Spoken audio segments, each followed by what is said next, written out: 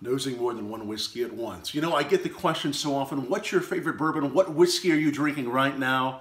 Well, that's the question that you're going to have your guest answer for this holiday party, whether it's for New Year's Eve or an upcoming beginning of 2019 tasting.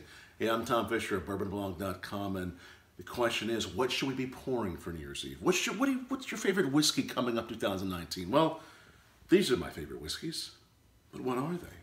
That's what you're going to present to your guest. You're going to give them 3 whiskeys and say, pick your favorite. It could be anything in this whole cabinet, or it could be something hiding down below that's either a high price mark, a low price mark, one of your favorites. It just gets them guessing. Blind tastings are the way to imagine what could be, not what is. Well, it is in your nose, it is in your palate, but it's kind of like the new year that's to come, 2019.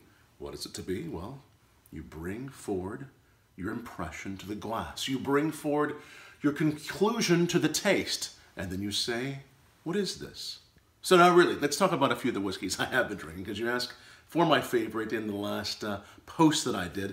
A few favorites I've recently had, which also, I believe, very appropriately relate to New Year's Eve, are these. Highland Park Full Volume. It was distilled in 1999 and then bottled in 2017. Not many scotches for this price, which is a really good price of $120 or so, actually show distilled in, bottled in, and have this amazing flavor. This is incredible from Highland Park. Highly recommend.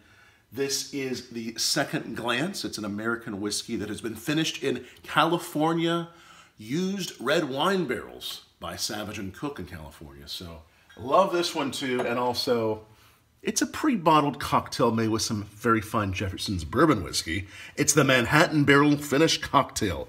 Loved sipping on this. It's so delicious, so relaxing. And the great thing about all 3 of these, whereas you don't know what are in these glasses, you know what's in the bottle. But what don't you know? How much is left?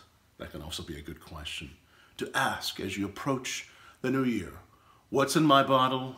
I don't know how much is left. What's in my glass? I don't know. I just know I like good whiskey, and I know I'm recommending these 3 for your next tasting. So cheers from bourbonblog.com. Much more great tastings, reviews, adventures ahead.